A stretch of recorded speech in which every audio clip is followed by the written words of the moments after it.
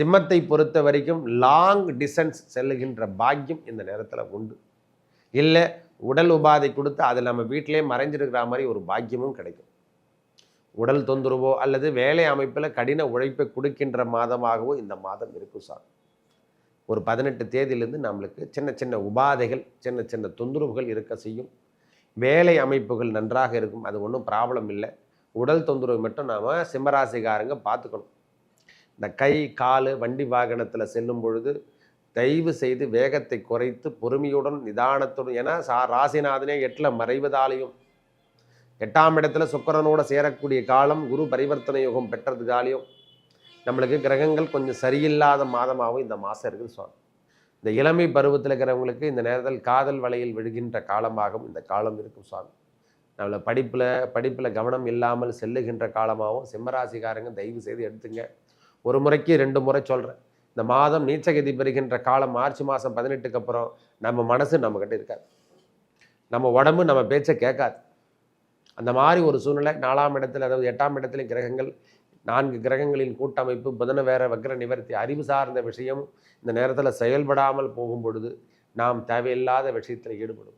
வண்டி வாகனங்கள், போக்குவரத்து, சொத்துக்கள் அமைப்பு, இந்த மாதிரி விஷயத்திலே ஒரு முறைக்கு 10 முறை கேட்டு கையெழுத்து போடுறது, இல்லை யாருக்காவது ரூபா கொடுக்கறதுல பொறுமையோடும் நிதானத்தோடு கேட்டுட்டு அதை செயல்படுத்துறது, இந்த மாதிரி விஷயங்களை ஏற்படுத்தி கொள்ளுங்கள். உங்கள் வாழ்க்கை தரம் மாறும் இந்த மாதம். அதுதான் பொறுமை, நிதானம், பிரதானம். இதை செய்து கொண்டாலே போதும். சிம்மராசி பொறுத்த வரைக்கும் வருகின்ற வருமானம் அதில் குறைய இருக்காதுங்க. ஒன்றுக்கு மேற்பட்ட வருமானம் நம்மளுக்கு எப்படின்னா தேடி வரும். சுப நிகழ்ச்சிகளும் நம்ம இல்லறத்தில் நடைபெறும். செலவினங்களும் அதிகரிக்கும். என 4ஆம் அதிபதி என்று சொல்லக்கூடிய அதாவது செவ்வாய் பகவான், அவரும் வக்கர நிவர்த்தி அடையக்கூடிய காலம் வர்றதால, அவரும் 11ல் இருக்கிறதால திருப்பியும் வருமானத்தை கொடுக்கின்ற பாக்கியம் பெறுகின்றார். இந்த பதிவினை காண இருப்பது என்னவென்னா, மாதங்களில் நாம் பார்க்க இருப்பது மார்ச் மாத பலாபலங்களை பார்க்க போகிறோம்.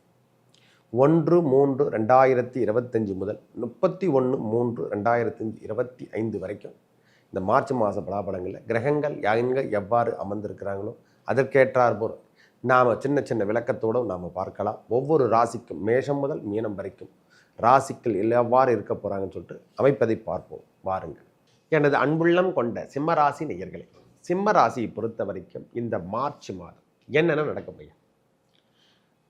அதாவது 1/3/2025 முதல் 31/3/2025 வரைக்கும் நம்மளுக்கு இந்த மார்ச் மாதம் கிரகங்கள் கொடுக்கின்ற பலாபலம் ஒரு நல்ல அமைப்பு என்று கூட சொல்லு. செல்வத்தை சேர்க்கின்ற அமைப்பாகவும் இந்த மாதம் இருக்கும் ஐயா. ஏன்னா கிரகங்கள் 8ஆம் இடம் என்று சொல்லக்கூடிய இடத்துல அமர்ந்திருந்தாலும் அவருடைய பார்வை எங்கே பதியுதுன்னா 2ஆம் இடத்தை பதியுது. எல்லாருமே 4 கிரகங்களின் கூட்டமைப்பு அங்கே இருக்குது ஐயா. ராகு, சுக்கிரன், சூரியன், புதன் வக்கர நிவர்த்தி அடையத்து நம்மளுக்கு 2ஆம் அதிபதி அவர் தான்.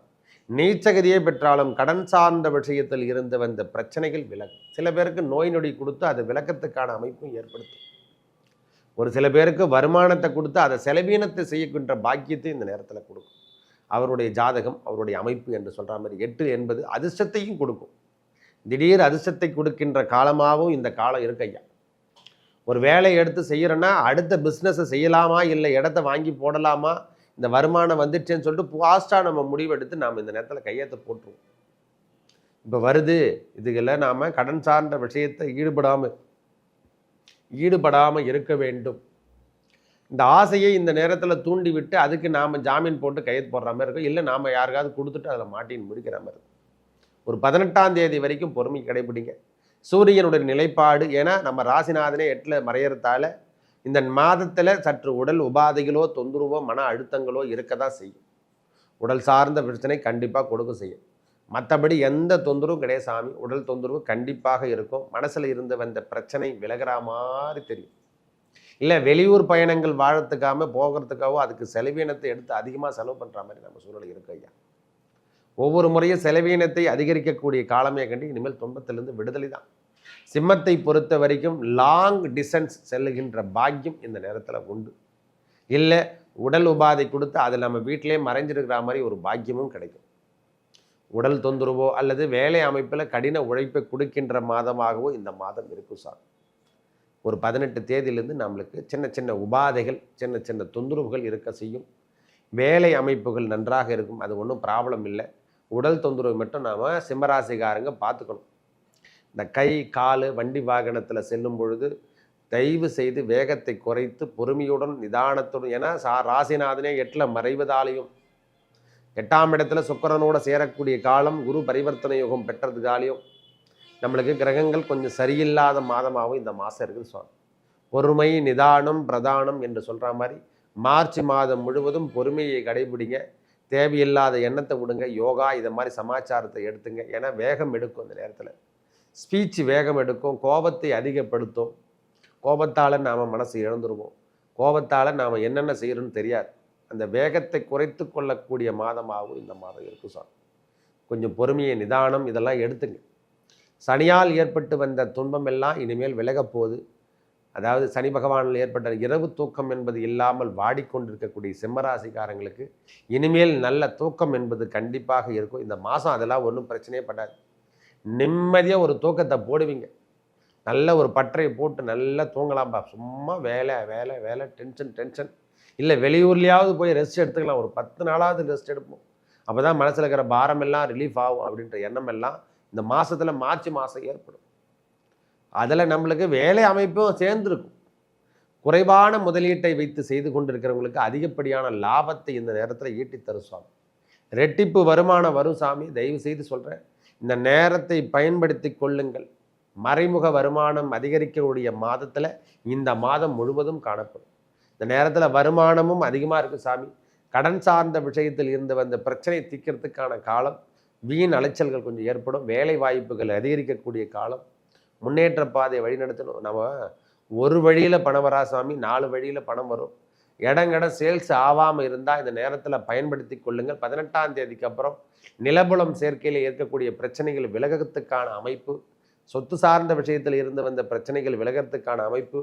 சொத்துக்களால் ஏற்பட்டு வந்த பிரச்சனை, சொத்துக்களால் நம்ம தாயாதி பங்காளிகள் சொத்துக்கள் இருந்து வந்த பிரச்சனை எல்லாம் இந்த நேரத்தில் ஆக்கிரமிப்பு பண்ணிட்டு இருந்தாங்கன்னா அந்த ஆக்கிரமிப்புலாம் இப்போ அகற்றத்துக்கான அமைப்பு இப்போ ஏற்பட போகுது.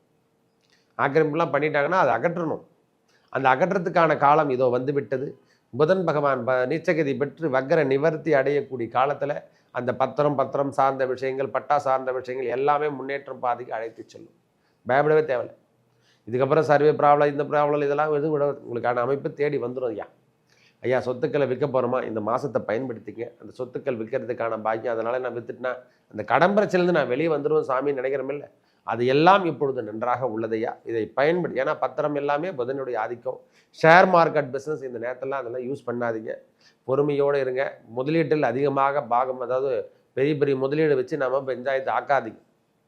ஷேர் மார்க்கெட்டில் அதிகமாக பணத்தை போட்டு எடுத்துடலாம் அப்படின்ற எண்ணம் எல்லாம் முதல்ல அதிகமாக தாரா மாதிரி தெரியும். அப்புறம் பெரிய பிரச்சனை கொடுக்குற மாதிரி நம்மளுக்கு வந்துடும். இந்த மாதம் அந்த ஆசைகளை தூண்டக்கூடிய மாதம். ஆசைலாம் நிறைய வரும். தொழிலில் பண்ணிடலாம், அதில் பண்ணிடலாம், இதை பண்ணிடலாம், பிஸ்னஸ் பெரிய லெவலில் பண்ணிடலான்ற எண்ணம் எல்லாம் இந்த நேரத்தில் கூடுதல் அமைப்போடு வரப்போகுதுங்க. அதனால் பொருளாதார ரீதியாக நம்மளுக்கு அதிகப்படியான லாபத்தையும் கொடுக்கும் இந்த மாதம்.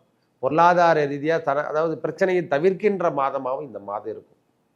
நிறைய பிரச்சனை ஆசைகளை தூண்டாத அளவுக்கு நாம் பார்த்துங்க. காதல் உறவில் இருக்கிறவங்களுக்கு சற்று தடுமாறக்கூடிய காலம். திடீர்னு திருமணத்தை கூட இதை ஏற்படுத்தி கொடுத்துரும். காதல் உறவில் சற்று கவனத்தை எடுத்து கொள்ளுங்கள். பொறுமை தேவை இந்த நேரத்தில். அதெல்லாம் ரொம்ப முக்கியமான வேலை. இதெல்லாம் பொறுமையோடு இருக்க வேண்டிய காலம். இந்த இளமை பருவத்தில் இருக்கிறவங்களுக்கு இந்த நேரத்தில் காதல் வலையில் விழுகின்ற காலமாகவும் இந்த காலம் இருக்கும் சுவாமி. நம்மளை படிப்பில் கவனம் இல்லாமல் செல்லுகின்ற காலமாகவும் சிம்மராசிக்காரங்க தயவு செய்து எடுத்துங்க. ஒரு முறைக்கு 2 முறை சொல்கிறேன். இந்த மாதம் நீச்சகதி பெறுகின்ற காலம் மார்ச் மாதம் 18க்கு அப்புறம் நம்ம மனசு நம்மக்கிட்ட இருக்காது. நம்ம உடம்பு நம்ம பேச்சை கேட்காது. அந்த மாதிரி ஒரு சூழ்நிலை 4ஆம் இடத்துல, அதாவது 8ஆம் இடத்துல கிரகங்கள், 4 கிரகங்களின் கூட்டமைப்பு, புதன வேற வக்ர நிவர்த்தி, அறிவு சார்ந்த விஷயம் இந்த நேரத்தில் செயல்படாமல் போகும் பொழுது நாம் தேவையில்லாத விஷயத்தில் ஈடுபடும்.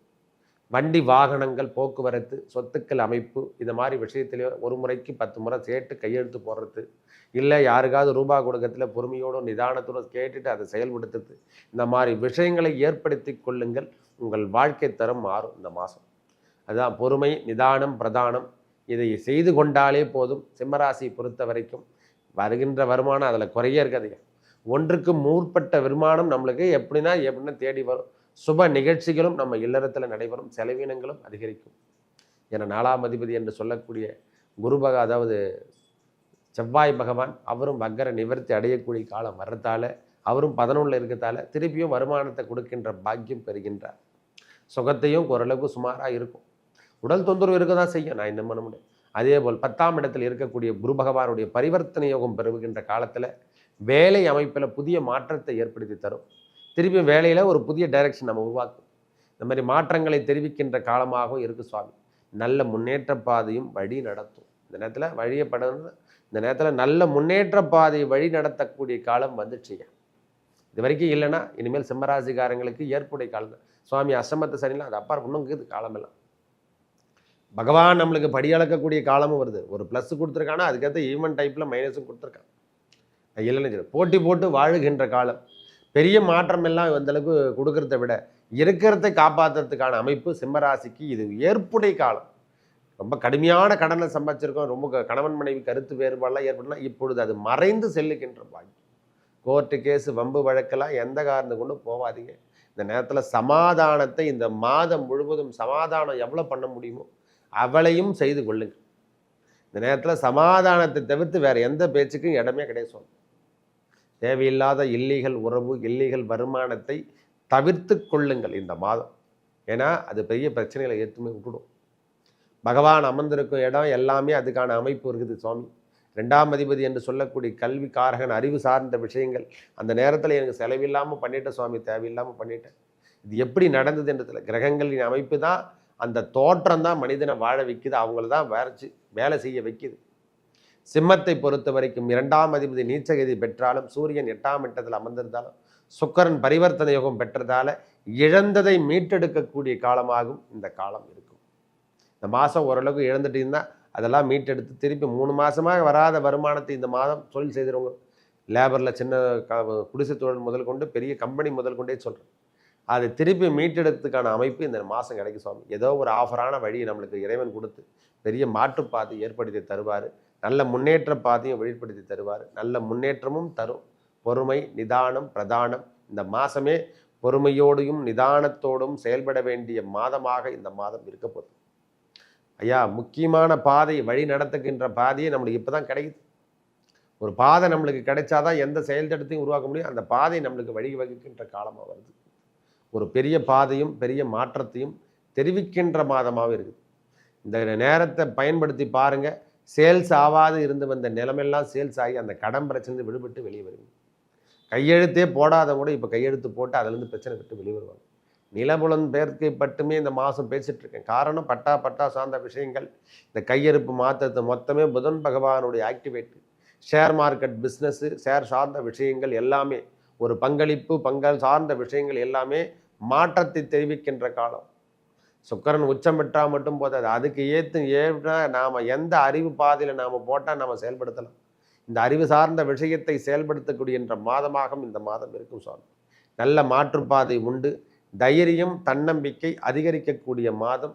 உடல் பெரியவங்களை யாருன்னா இருந்தாங்கன்னா வயதானங்கிறவங்களுக்கு உடல் தொந்தரவு ஏற்படும். அதில் மட்டும் சற்று கவனத்தை எடுத்துங்க. பித்ரு கர்மா இது மாதிரிலாம் செய்யறதுக்கான பாக்கியம் எல்லாம் ஏற்படும்.